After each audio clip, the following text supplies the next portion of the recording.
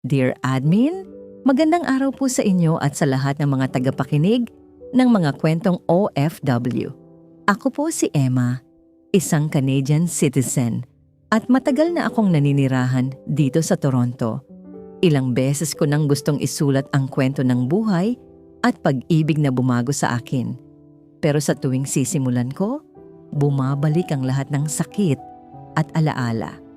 Ngayon, sa wakas, handa na akong ibahagi ang kwento naming mag-asawa sa pag-asang may mapulot na inspirasyon ng iba, lalo na ang mga OFW at pamilyang dumaraan din sa mabibigat na pagsubok. 19 na taong gulang pa lamang ako noon at isa pa akong college student nang una kong makilala si Ariel. Araw-araw akong sumasakay ng bus papunta sa university. Isang malamig na gabi ng November, may isang lalaking laging kasabay ko sa parehong ruta. Tahimik lamang siya sa umpisa. Laging nakaupo malapit sa bintana, nakatingin sa labas habang hawak ang maliit na bag na halatang galing sa trabaho. Isang gabi, nagkataong puno ang bus at ang bakanting upuan ay katabi niya. Doon nagsimula ang lahat. Ngumiti siya sa akin at magalang na nagsabi ng, "Hello." Ngumiti rin ako pabalik at naupo sa tabi niya. Hindi ko alam kung bakit, pero may kakaibang init sa pakiramdam ko ng mga sandaling iyon. Hindi ko maipaliwanag, pero parang may kung anong pamilyar sa presensya niya. Kahit unang beses pa lang kaming nagkausap, sinabi niyang ang pangalan niya ay Ariel. Mula raw siya sa Camarines Sur, Bicol, at ilang buwan pa lamang siyang nasa Canada noon. Nagtatrabaho siya sa isang warehouse sa umaga at minsan ay may sideline sa isang Filipino grocery tuwing weekend. Hindi ko alam kung paano nangyari, pero mula sa simpleng batian ay naging mahaba ang usapan namin sa biyahe. Nalaman kong napakabait niya, masipag, at higit sa lahat, may malasakit sa pamilya. Halos lahat ng kinikita niya ay ipinapadala niya sa kanyang nanay at mga kapatid sa Bicol. Mula noon, halos araw-araw na kaming nagkakasabay sa bus. Unti-unti, hinahanap-hanap ko na ang presensya niya. Kapag hindi ko siya nakikita, parang may kulang sa araw ko. Minsan, inabutan niya ako ng mainit na kape dahil nakita niyang nanginginig ako sa lamig habang naghihintay sa bus stop. Sabi niya, "Baka sipunin ka, Emma. Uminom ka muna nito." Napangiti ako noon, pero sa totoo lang, mas uminit ang pakiramdam ko dahil sa pag-aalala niya. Doon ko unang naramdaman na may espesyal na lugar na siya sa puso ko. Lumipas ang ilang linggo, niyaya niya akong dumalo sa maliit na salusalo ng mga Pilipino niyang kaibigan. Doon ko nakita kung gaano siya kamahal ng mga tao sa paligid niya. Magalang siya, mapagmahal, at marunong makisama. Lahat sila ay masayang tinutukso kami. Bagay kayo. Madalas kong marinig iyon. Ngunit sa kabila ng mga ngiti at tawanan, may isang gabing bigla siyang tumahimik. Pagkatapos ng salo-salo, naglakad kami pauwi. Habang bumabagsak ang malamig na hangin ng gabi, bigla siyang nagsalita. "Emma, may kailangan akong sabihin sa'yo." Huminto siya at tumingin sa akin. May lungkot akong nakita sa mga mata niya. Sinabi niyang may problema siya sa kanyang papeles. Malapit nang mag-expire ang kanyang visa at maaaring kailanganin niyang bumalik ng Pilipinas. Parang may kumurot agad sa dibdib ko nang marinig ko yon. Hindi ko inaasahan na maaapektuhan ako ng ganoon kalalim. Sa mismong sandaling iyon, doon ko napagtanto na hindi na simpleng kaibigan lamang ang tingin ko kay Ariel. Natatakot akong mawala siya. At sa unang pagkakataon, natakot akong aminin sa sarili kong mahal ko na siya. Hindi ko po alam kung paano ko ipapaliwanag ang naramdaman ko noong gabing sinabi sa akin ni Ariel na maaaring kailangan na niyang bumalik sa Pilipinas. Pag-uwi ko sa apartment ko, hindi ako nakatulog. Paulit-ulit na umiikot sa isip ko ang mga sinabi niya. Malapit nang mag-expire ang visa niya. Kailangan na niyang umuwi. Baka hindi na kami magkita pa. Sa unang pagkakataon, Doon ko inamin sa sarili ko na hindi na simpleng pagkakaibigan ang namamagitan sa amin. Hindi ko kayang isipin na mawawala siya sa araw-araw kong buhay. Nasanay na ako sa presensya niya, sa mga simpleng mensahe niya tuwing umaga, sa mainit na kape na lagi niyang iniaabot kapag malamig ang panahon, at sa paraan ng pagngiti niya na tila kayang pag-aanin ng lahat ng pagod ko sa buong araw. Kinabukasan, nag-message siya sa akin. Emma, pwede ba tayong magkita mamaya? Agad akong pumayag. Nagkita kami sa maliit na park malapit sa downtown. Ang lugar kung saan madalas kaming tumatambay pagkatapos ng trabaho niya at klase ko noon. Tahimik siya nang dumating. Halata sa mukha niya ang pag-aalala. Emma, baka sa susunod na linggo kailangan ko nang umuwi sa Pilipinas. Parang tumigil ang mundo ko sa narinig ko. Hindi ko na napigilan ang sarili ko. Ariel, ayokong umalis ka. Napatingin siya sa akin, halatang nagulat. At doon ko na tuluyang nasabi ang matagal ko nang kinikimkim. Mahal kita. Mahal kita, Ariel. Hindi ko na napigilan ang mga luha ko noon. Tahimik lamang siyang lumapit sa akin at pinunasan ang mga luha ko. Emma, mahal din kita. Matagal ko na rin gustong sabihin sa iyo iyon. Pero ayokong dagdagan ang problema mo at ayokong umasa sa iyo. Doon ko lalo siyang minahal. Sa gitna ng sarili niyang problema, iniisip pa rin niya ang mararamdaman ko. Ilang araw kaming halos hindi mapaghiwalay. Sinulit namin ang bawat sandali dahil hindi namin alam kung kailan kami muling magkikita. Hanggang sa dumating ang araw ng pag-alis niya, sinamahan ko siya sa airport. Hindi ko makakalimutan ang mga mata niyang puno ng lungkot habang hawak ang kamay ko. Emma, babalik ako. Pangako, hintayin mo ako. Tumango ako habang pilit pinipigilan ng pag-iyak.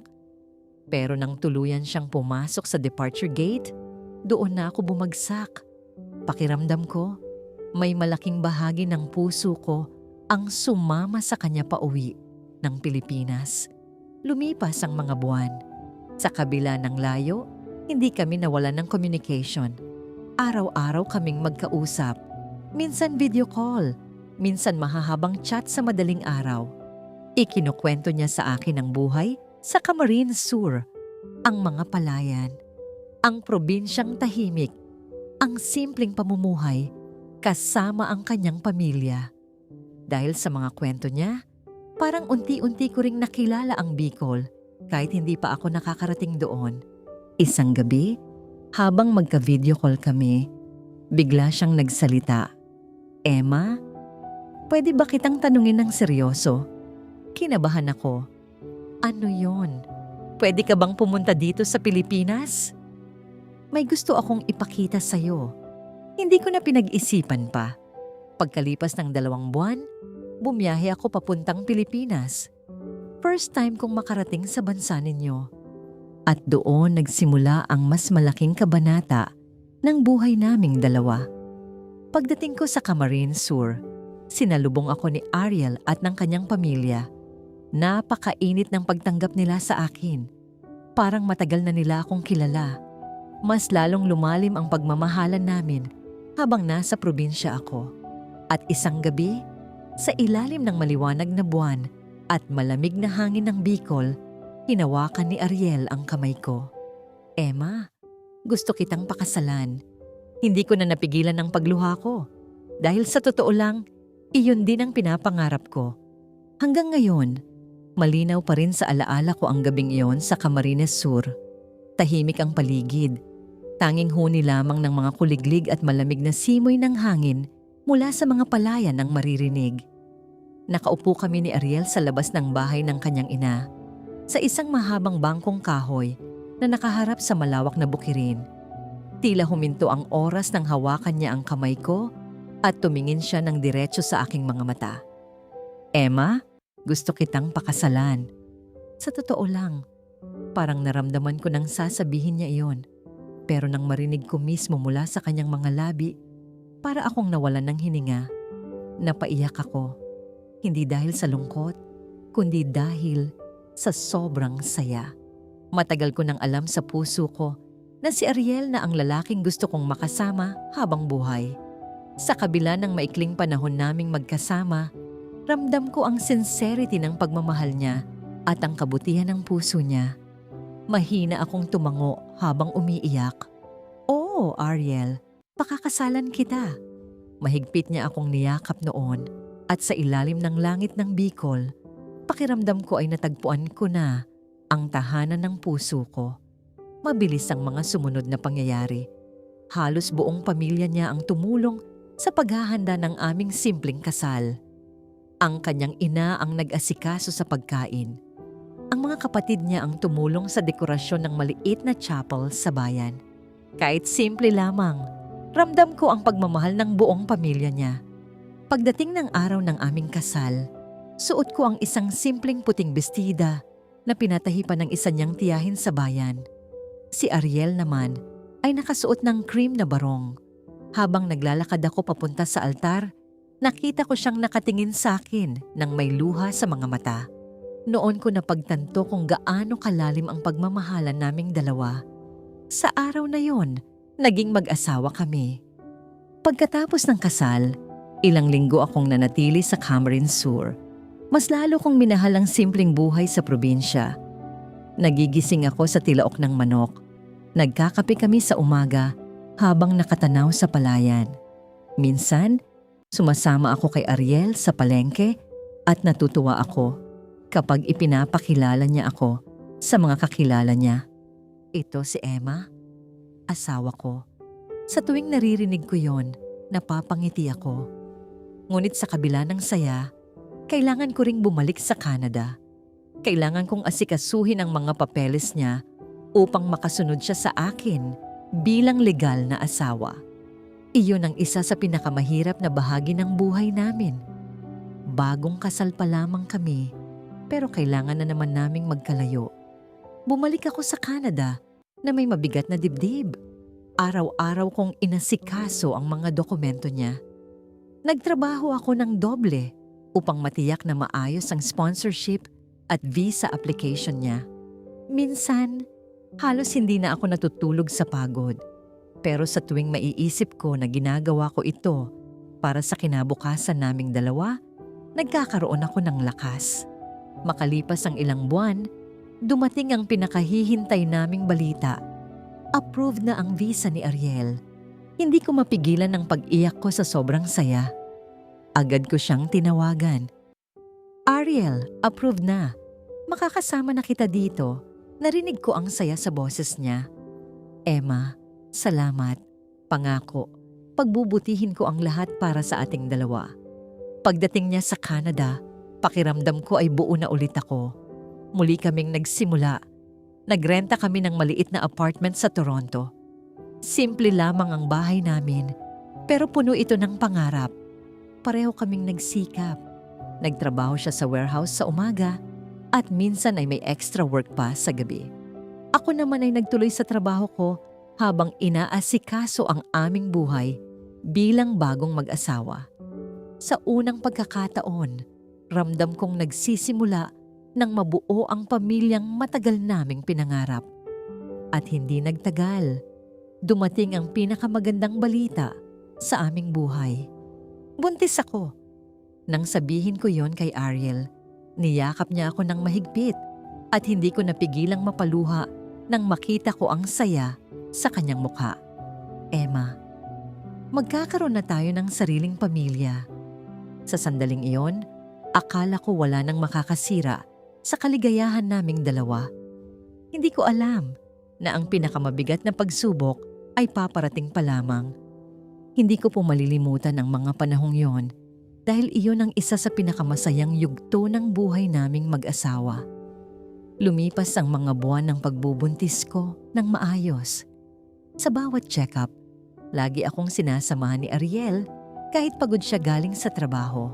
Minsan nga, diretso siyang pumupunta sa klinik, nasuot pa ang kanyang work jacket, may bakas pa ng pagod sa mukha, pero kapag nakita niya akong nakangiti, nawawala ang lahat ng pagod niya. Sabi niya lagi sa akin, "Emma, para sa pamilya natin, kakayanin ko ang lahat. Sa mga simpleng salitang yon, mas lalo kong nararamdaman kung gaano niya kami kamahal. Dumating ang araw na isinilang ko ang aming unang anak, isang napakagandang baby girl na pinangalanan naming Sofia. Noong unang beses na buhatin ni Ariel ang anak namin, nakita ko ang luha sa mga mata niya. Emma, salamat. Ito ang pinakamagandang regalo sa buhay ko. Hindi ko mapigilang maiyak habang pinapanood silang mag-ama. Pakiramdam ko noon, kumpleto na ang lahat ng pangarap namin. Mula noon, mas lalo pang nagsumikap si Ariel. Sa umaga, pumapasok siya sa trabaho sa warehouse. Sa gabi, minsan ay tumutulong siya sa isang Filipino grocery store. Gusto raw niyang makapag-ipon para balang araw ay makapagpatayo kami ng sariling maliit na negosyo. Sabi niya, balang araw, Emma, magkakaroon tayo ng sariling food business. Gusto kong maipakilala ang pagkaing Bicolano dito sa Canada. Napapangiti ako sa tuwing naririnig ko ang mga pangarap niya. Napakasimple ng pangarap namin noon. Isang maayos na bahay, masayang pamilya, at isang maliit na negosyong kami mismo ang bubuo. Ngunit habang lumilipas ang mga buwan, napansin kong unti-unting nagbabago si Ariel. Madalas siyang umuwi ng sobrang pagod. Noong una, inisip ko lamang na dala iyon ng trabaho. Warehouse assistant siya at madalas mabibigat ang binubuhat niya. Pero kalaunan, napansin kong hindi normal ang pagkapagod niya. Madalas siyang manghina. Paminsan-minsan ay nahihilo siya. Minsan, bigla siyang pinagpapawisan kahit malamig ang panahon. Ariel, magpatingin ka na kaya? Madalas kong sabi sa kanya. Ngunit lagi lamang siyang ngumingiti. Pagod lang ito, Emma. Huwag kang mag-alala. Pero bilang asawa, ramdam kong may mali. May isang gabi na hindi ko talaga malilimutan. Katatapos lamang naming patulugin si Sofia nang bigla kong marinig ang malakas na pagbagsak mula sa kusina. Napatakbo ako agad at doon ko nakita si Ariel na nakaupo sa sahig, hawak ang kanyang dibdib at hirap na hirap huminga. Parang tumigil ang mundo ko sa takot. Ariel! Niyakap ko siya agad at tinulungan kong makaupo ng maayos. Namumutla siya at halos hindi makapagsalita. Dinala ko siya agad sa emergency room noong gabing iyon. Habang nasa ospital kami, halos hindi ako mapakali. Mahigpit kong hawak ang kamay niya habang hinihintay ang resulta ng mga test. Pagkalipas ng ilang oras, kinausap kami ng doktor. Mrs. Emma, kailangan naming magsagawa ng karagdagang tests. May nakita kaming problema sa blood sugar at kidney function ng asawa mo. Parang biglang nanghina ang tuhod ko sa narinig ko. Hindi ko alam kung ano ang dapat kong maramdaman. Takot, pangamba, at matinding kaba para sa kinabukasan ng pamilya namin. Habang pauwi kami galing ospital, tahimik lamang si Ariel. Ako rin. Pareho kaming tila natatakot sa maaaring malaman sa mga susunod na araw. Hindi ko alam noon na iyon na pala ang simula ng pinakamabigat na laban ng buhay naming mag-asawa. Hindi ko po maipaliwanag ang kaba at bigat ng dibdib ko sa mga sumunod na araw matapos ang pagpunta namin ni Ariel sa ospital. Halos hindi ako makatulog.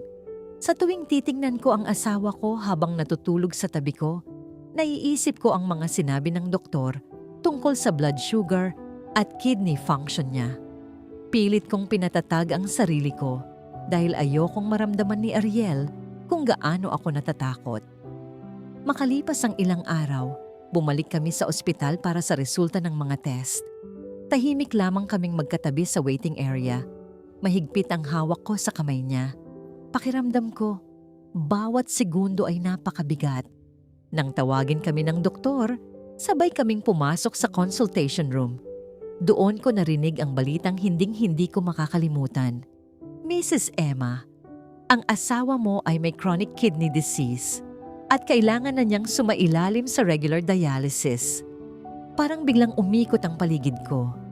Hindi ko agad naintindihan ang lahat ng sinabi ng doktor. Tanging ang salitang dialysis lamang ang paulit-ulit na tumatak sa isip ko. Napatingin ako kay Ariel.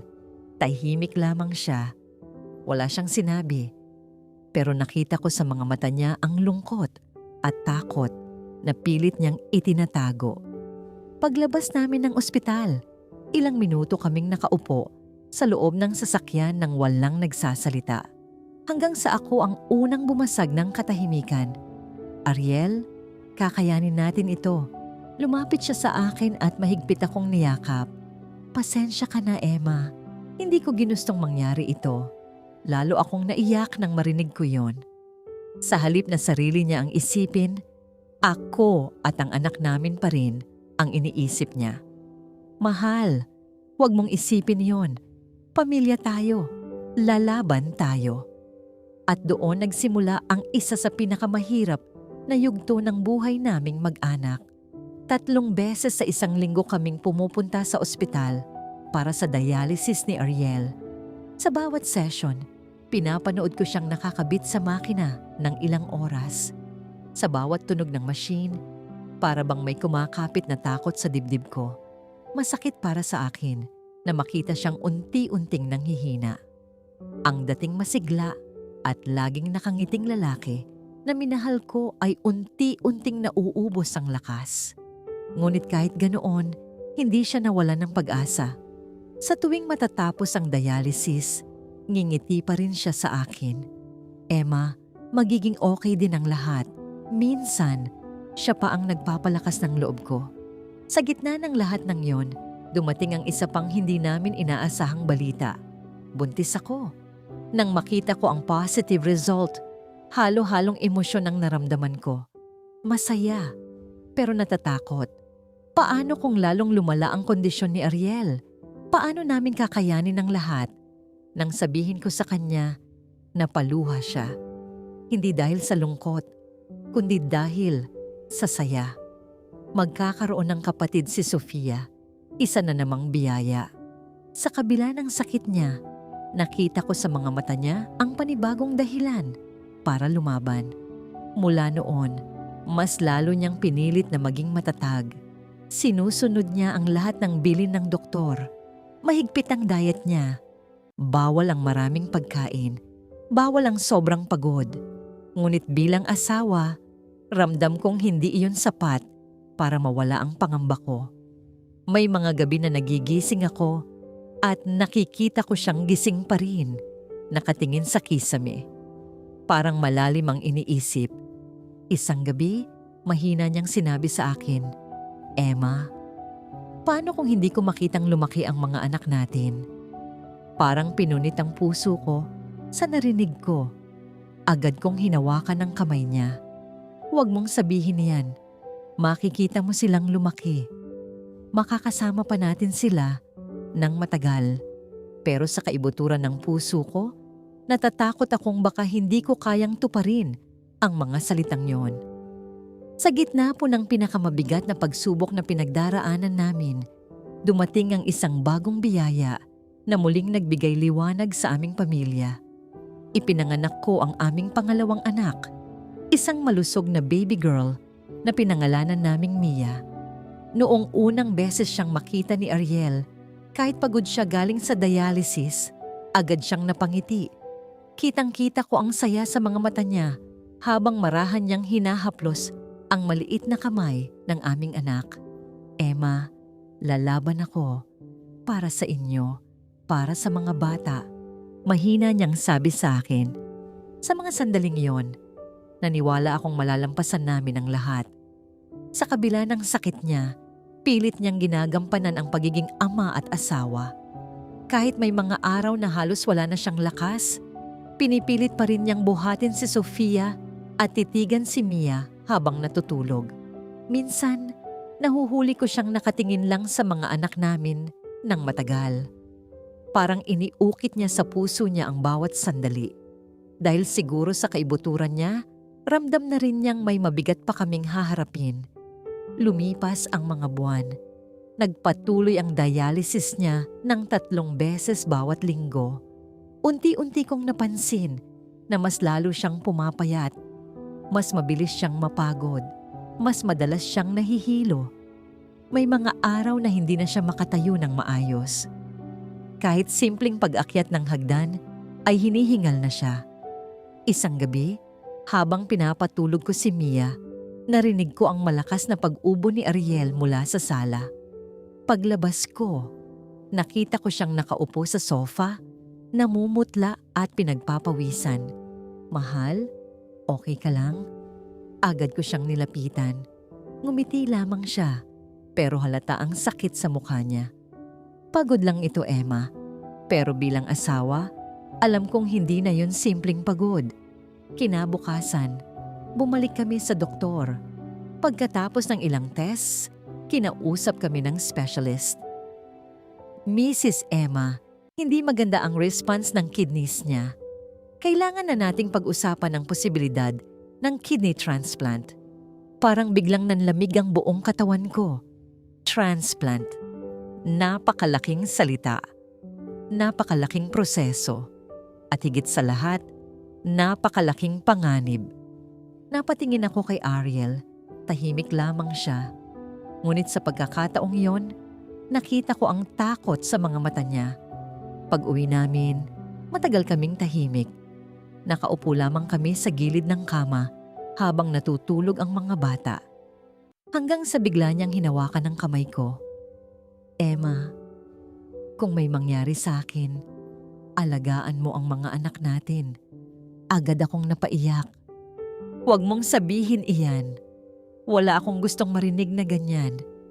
Mahina siyang ngumiti. "Hindi ko kayo iiwan basta-basta. Lalaban ako. Pero kung sakali man." Naputol ang boses niya. Hindi ko na siya pinatuloy. Yumakap ako sa kanya ng mahigpit. Sa gabing yon, habang yakap ko siya, pakiramdam ko ay unti-unting dumidilim ang mundong binuo naming dalawa. Ngunit kailangan kong maging matatag. Para sa kanya, para sa aming mga anak, at para sa pamilyang ipinaglaban naming buuin. Hindi ko po malilimutan ang mga sumunod na buwan pagkatapos sabihin ng doktor na kailangan ng sumailalim si Ariel sa kidney transplant. Pakiramdam ko noon ay araw-araw akong naglalakad sa gitna ng takot at pag-asa. Sa umaga, kailangan kong alagaan sina Sofia at Mia. Sa gabi, kailangan kong samahan si Ariel sa ospital at siguraduhin hindi siya mawawalan ng lakas ng loob. Pero sa totoo lang, ako mismo ang unti-unting nauubos. May mga gabing umiiyak ako ng tahimik sa kusina habang tulog ang mga bata para lamang hindi nila makita ang takot ko. Ayokong makita ni Ariel na nanghihina ako. Kailangan kong maging matatag para sa kanya. Lumipas ang ilang buwan ng paghihintay. Mahaba ang listahan ng mga pasyenteng nangangailangan ng donor.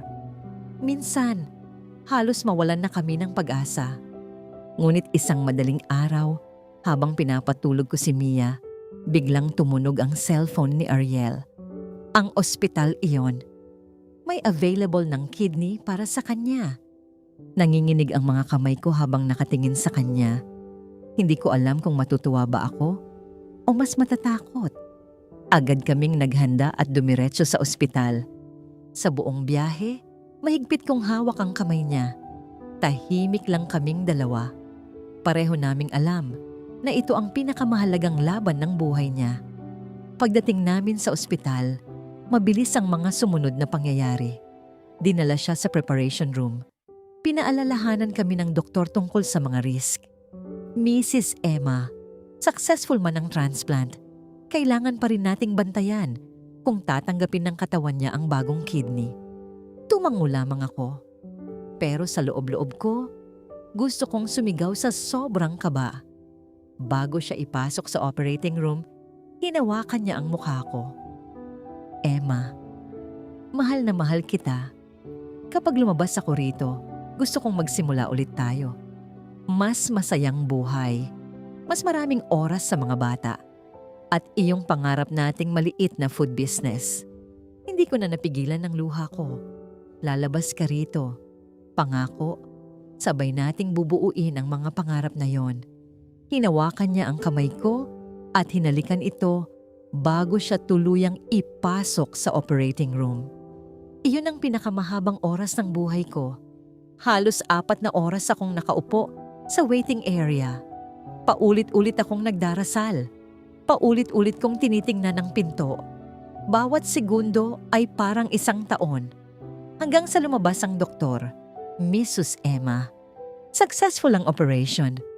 Pakiramdam ko ay bumigay ang tuhod ko sa sobrang ginhawa. Napaluha ako at napaupo. Salamat sa Diyos. Hindi ko maipaliwanag ang saya at pagod na naramdaman ko sa sandaling iyon. Pagkakita ko kay Ariel sa recovery room, mahina siyang ngumiti. Sabi ko sa'yo, lalaban ako. Lumapit ako at hinalikan ang noo niya. Mahal, proud na proud ako sa'yo. Sa mga sumunod na linggo, unti-unting bumalik ang sigla niya. Mas maayos na ang kulay ng balat niya. Hindi na siya agad hinihingal. At higit sa lahat, hindi na niya kailangang magdialysis. Para kaming nabigyan ng panibagong buhay. Muling bumalik ang mga ngiti sa bahay namin. Mas madalas na siyang nakikipaglaro kay Sofia. Si Mia naman ay lagi niyang kinakarga. Minsan, nahuhuli ko siyang tahimik na nakatingin sa aming mag-ina. Kapag tinatanong ko kung bakit, ngumingiti lamang siya. Iniisip ko lang kung gaano ako pinagpala. Sa unang pagkakataon matapos ang matagal na panahon, naniwala akong magiging maayos na ang lahat. Hindi ko alam noon na ang kapayapaang iyon ay pansamantala lamang. Pagkatapos po ng matagumpay na kidney transplant ni Ariel, pakiramdam ko ay binigyan kami ng Diyos ng panibagong pagkakataon. Unti-unti siyang bumalik sa dating sigla. Hindi na katulad noon na bawat linggo ay nasa ospital kami para sa dialysis. Mas magaan na ang kanyang pakiramdam at mas madalas ko na ulit siyang nakikitang nakangiti. Para bang bumalik ang lalaking unang minahal ko. Sa tuwing gigising kami sa umaga, siya na mismo ang naghahanda ng almusal para sa mga bata. Minsan, niluluto niya ang paborito naming Bicol Express at longganisa na sarili niyang timpla. Habang kumakain kami, lagi niyang sinasabi, "Emma, gusto kong gawing negosyo ito." Pakiramdam ko, ito ang dahilan kung bakit binigyan pa ako ng panibagong buhay. Napangiti ako noon. Matagal na naming pangarap ang magkaroon ng sariling maliit na food business. At dahil sa paggaling niya, napagdesisyunan naming subukan iyon. Nagsimula kami sa simpleng pagluluto lamang sa bahay. Nagpo-post ako online sa Filipino community groups dito sa Toronto. Si Ariel naman ang gumagawa ng kanyang espesyal na recipe ng longganisa at mga lutong Bicolano. Sa una, iilan lamang ang umorder. Pero hindi nagtagal. Dumami ang mga customers. May mga regular na. May mga nagpapa-cater na rin para sa mga birthday at family gatherings. Sa tuwing nakikita kong masiglang nagluluto si Ariel sa kusina, punong-puno ng saya ang puso ko. Parang unti-unting natutupad ang pangarap naming dalawa. Mas lalo pa itong lumakas nang dumating ang isa na namang biyaya. Muli akong nabuntis. Noong sabihin ko kay Ariel, hindi niya agad ako pinaniwalaan. Talaga? May isa pa tayong baby? Natawa ako at tumango. Yumakap siya sa akin ng mahigpit at napaluha. Emma, kumpleto na talaga ang pamilya natin. Dumating ang aming pangatlong anak, isang baby boy na pinangalanan naming Ethan. Sa unang pagkakataon matapos ang napakahabang laban sa sakit, pakiramdam ko ay nasa pinakamasayang bahagi na kami ng aming buhay. May maayos na pamilya, may lumalaking negosyo, at may bagong pag-asa. Minsan, habang pinapanood ko si Ariel na karga si Ethan at nakikipaglaro kina Sofia at Mia, nasabi ko sa sarili ko, ito na siguro ang happy ending na ipinagdarasal ko. Ngunit dear admin, minsan pala, kapag akala mo ay maayos na ang lahat, doon pa dumarating ang pinakamabigat na pagsubok. Isang gabi, habang naghahanda kami para sa birthday ni Sofia, napansin kong tahimik si Ariel. Hindi katulad ng dati na siya ang pinaka-excited sa mga handaan. Namumutla siya. "Mahal, okay ka lang?" Tanong ko sa kanya. Ngumiti lamang siya. Pagod lang siguro. Pero ramdam kong may mali. Kinagabihan, habang natutulog na ang mga bata, bigla siyang napahawak sa kanyang tagiliran. Hirap siyang huminga. Namumutla siya at pinagpapawisan ng malamig. "Ariel." Agad ko siyang inalalayan. Hindi siya halos makatayo. Dinala ko siya agad sa emergency room. Sa buong biyahe, nanginginig ang mga kamay ko. Pakiramdam ko, bumabalik ang lahat ng takot na akala ko ay tuluyan nang nawala.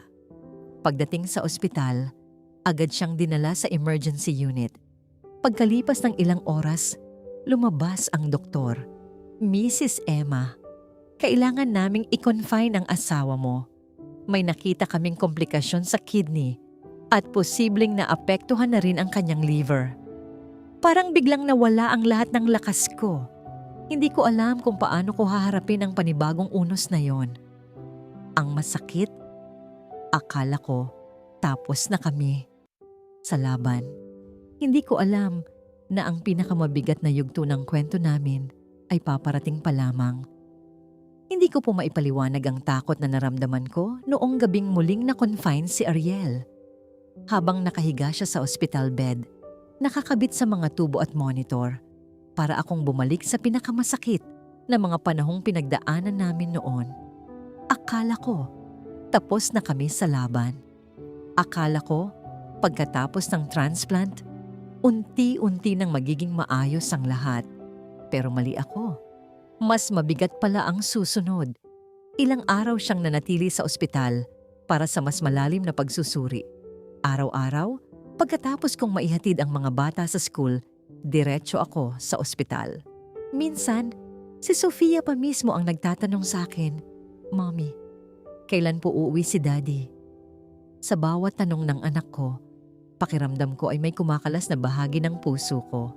Hindi ko alam kung ano ang isasagot ko. Sinasabi ko na lamang, "Soon, baby. Lalabas din si Daddy."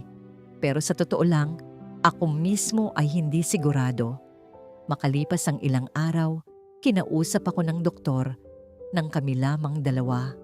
"Mrs. Emma, kailangan ko pong maging tapat sa inyo. May problema na po sa transplanted kidney ng asawa ninyo at may nakita rin kaming seryosong komplikasyon sa kanyang atay." Nanginig ang buong katawan ko. Hindi ko halos marinig ang mga sumunod niyang sinabi. Ang tanging tumatak lamang sa isip ko ay ang salitang seryoso. Pagbalik ko sa room, pilit akong ngumiti kay Ariel. Ayokong makita niya ang takot sa mukha ko. Pero parang naramdaman niya agad. "Emma." Lumapit siya at hinawakan ang kamay ko. Ano ang sinabi ng doktor? Hindi ko alam kung paano ko sasabihin. "Mahal, kailangan ka lang nilang bantayan ng mabuti." Ngumiti siya ng mahina. "Huwag mo akong lokohin. Kilala kita. Kapag nanginginig ang kamay mo, ibig sabihin natatakot ka." Doon na ako tuluyang napaiyak. Lumapit siya at marahang pinunasan ng mga luha ko. "Mahal, huwag kang umiyak. Andito pa ako." Sa mga sumunod na araw, lalong bumigat ang kondisyon niya. Mas madalas na siyang hinihingal. May mga pagkakataong hirap na siyang magsalita. Minsan, natutulog lamang siya habang mahigpit kong hawak ang kamay niya. Ayokong bumitaw. Pakiramdam ko, kapag binitawan ko ang kamay niya, baka tuluyan ko na siyang mawala. Isang gabi, muling kinausap ako ng doktor. "Mrs. Emma, gusto ko pong ihanda ninyo ang inyong sarili." Parang biglang tumigil ang mundo ko. Hindi ko na napigilan ang pagluha. "Ano pong ibig ninyong sabihin?" Mahinang tanong ko. Hindi na po maganda ang response ng katawan niya. Ginagawa po namin ang lahat, pero maaaring kaunti na lamang ang natitira niyang oras. Hindi ko matanggap. Hindi ko kayang tanggapin. Paano ang mga anak namin? Paano ako? Paano ang mga pangarap naming magkasama? Pagpasok ko sa kwarto niya, tahimik siyang nakatingin sa akin. Parang alam na niya, Emma, tawagin mo ang mga bata. Gusto ko silang makita. Nadurog ang puso ko sa mga salitang yon. Kinabukasan, isinama ko sina Sofia, Mia at baby Ethan sa ospital. Nang makita nila ang kanilang ama, agad silang lumapit. Hinawakan ni Ariel ang mga kamay nila ng mahina. Maging mababait kayo kay Mommy. Makinig kayo palagi. At huwag na huwag ninyong kakalimutang mahal na mahal ko kayo. Humagulhol ako habang pinapanood ang eksenang yon. Pakiramdam ko, unti-unting pinupunit ang puso ko sa bawat salitang binibitawan niya. Hindi ko alam noon na ang susunod na gabi ang magiging pinakamasakit sa buong buhay ko. Hanggang nga ngayon po, sa tuwing naaalala ko ang gabing yon, bumabalik ang sakit na parang kahapon lamang nangyari ang lahat. Pagkatapos makauwi ng mga bata mula sa ospital, ako na lamang ang naiwan sa tabi ni Ariel. Tahimik ang buong kwarto. Tanging tunog lamang ng monitor at mahinang paghinga niya ang maririnig. Mahigpit kong hawak ang kamay niya. Ayokong bumitaw. Pakiramdam ko, kapag binitawan ko yon, tuluyan ko na siyang mawawala sa akin. Mahina siyang dumilat at tumingin sa akin. Emma, napalapit ako agad. Mahal, andito lang ako. Huwag kang magsalita. Magpahinga ka lang. Ngunit marahan siyang umiling. May gusto pa akong sabihin. Naramdaman kong bumigat ang dibdib ko. Alam kong ito na ang sandaling matagal kong kinatatakutan. Emma, salamat. Salamat sa lahat. Sa pagmamahal, sa pag-aalaga, sa hindi mo pag-iwan sa akin sa lahat ng laban ko. Doon na ako tuluyang napahagulhol. Huwag mong sabihin iyan, lalaban pa tayo. Uuwi ka pa sa bahay. Magluluto ka pa ng paborito mong longganisa para sa mga bata. Ngumiti siya ng mahina, iyong nangiting minahal ko mula sa unang araw. Mahal, pagod na ako. Parang pinunit ang puso ko sa narinig kong iyon. Hindi. Huwag. Please, Ariel. Huwag mo akong iwan. Mahina niyang hinaplos ang kamay ko. Pakinggan mo ako. Kapag wala na ako, huwag mong pababayaan ang mga bata. Ituloy mo ang negosyo natin. Iyong mga pangarap na sinimulan natin. At huwag mong kalimutang bumisita sa Camarines Sur. Gusto kong lumaki ang mga anak natin na kilala ang pinagmulan ko. Hindi ko na mapigilan ang pag-iyak. Tumango lamang ako habang humahagulgol. Pangako, pangako Ariel. Inilapit niya ang kamay ko sa kanyang dibdib. Emma, ikaw ang pinakamagandang nangyari sa buhay ko. Mahal na mahal kita. Hanggang sa huli, lumapit ako at hinalikan ko ang kanyang noo. Mahal na mahal din kita. Sobra. Hindi ko alam kung paano ako mabubuhay nang wala ka. Mahina siyang ngumiti. Kaya mo. Mas matatag ka kaysa sa inaakala mo. Alagaan mo sina Sofia, Mia at Ethan. Sabihin mo sa kanila na mahal sila ni Daddy. Pagkatapos noon, napansin kong lalong humina ang paghinga niya. Humigpit ang hawak ko sa kamay niya. Ariel, please, andito lang ako. Huwag kang matulog. Ngunit ilang sandali pa, biglang nag-iba ang tunog ng monitor. Mabilis, sunod-sunod, hanggang sa isang mahabang tuloy-tuloy na tunog. Flatline. Parang tumigil ang buong mundo ko. Ariel, sigaw ko habang nanginginig. Agad na pumasok ang mga nurse at doktor. Sinubukan pa nila siyang i-revive. CPR, mga utos, mabilis na kilos. Ngunit sa kabila ng lahat, wala na. Tumingin sa akin ng doktor. I'm sorry, Mrs. Emma. He's gone. Hindi ko matanggap. Napaupo ako sa sahig habang tuluyang bumigay ang katawan ko sa bigat ng sakit. Pakiramdam ko, kasabay niyang nawala ang kalahati ng buhay ko. Ngunit, dear admin, sa kabila ng pagkawala ni Ariel, hindi doon nagtapos ang kwento namin. Sa halip, doon nagsimula ang panibagong laban ko bilang isang ina. Ipinagpatuloy ko ang maliit naming food business. Ang longganisang recipe na siya mismo ang bumuo ang naging pundasyon ng aming kabuhayan. Unti-unti, lumago ang negosyo. Mas dumami ang mga customer, mas dumami ang mga order. At sa bawat lutong ginagawa ko, pakiramdam ko ay kasama ko pa rin siya. Pinalaki ko ang aming mga anak ng may pagmamahal at respeto. At taon-taon, inuuwi ko sila sa Camarines Sur. Ipinapakita ko sa kanila ang probinsyang mahal na mahal ng kanilang ama. Ang mga palayan, ang simpleng bahay, ang pamilya niya. Hanggang ngayon, nararamdaman ko pa rin ang presensya ni Ariel sa bawat hakbang namin, sa bawat tagumpay ng mga bata, sa bawat ngiti nila, at sa bawat umagang bumabangon ako para ituloy ang buhay. Minsan, masakit pa rin. Pero natutunan kong ang tunay na pag-ibig ay hindi natatapos sa kamatayan. Nananatili ito sa alaala, sa mga anak, at sa mga pangarap na iniwan niya. Maraming salamat po sa pagbasa ng kwento ko. Lubos na gumagalang Emma. Mga kabayan, tunay na nakakaantig ang kwento ng pag-iibigan ni na Emma at Ariel.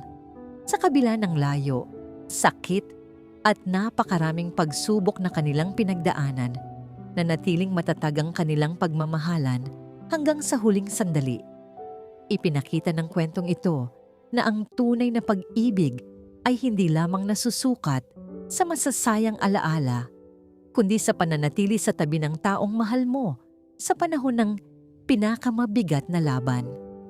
Sa lahat ng mga OFW at pamilyang malayo sa isa't isa, sana ay magsilbi itong paalala na ang bawat sakripisyo ay may dahilan at ang bawat luha ay may kwentong pinanggagalingan.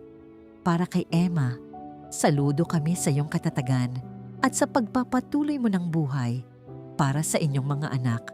Mga kabayan, gusto rin naming marinig mula sa inyo. Saan po ninyo pinapanood ang video na ito? Nasa Saudi ba kayo? Canada? Dubai? Hong Kong? Singapore? O dito sa Pilipinas?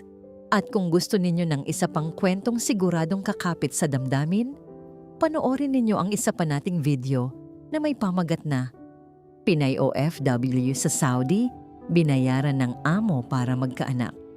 Isang matinding kwento ng sakripisyo, hirap, at desisyong bumago sa buhay ng isang OFW. Siguradong mapapaisip at mapapaluha rin kayo. Maraming salamat sa pananatili hanggang sa dulo ng kwentong ito. Kung may kwento rin kayong gustong ilabas, mga liham ng sakripisyo, pangungulila, tagumpay o pagkatalo bilang OFW, bukas ang channel na ito para sa inyo. Pwede kayong magpadala ng inyong kwento at igagalang namin ang inyong katahimikan at pagkakakilanlan. Thanks for watching and we'll see you in the next video.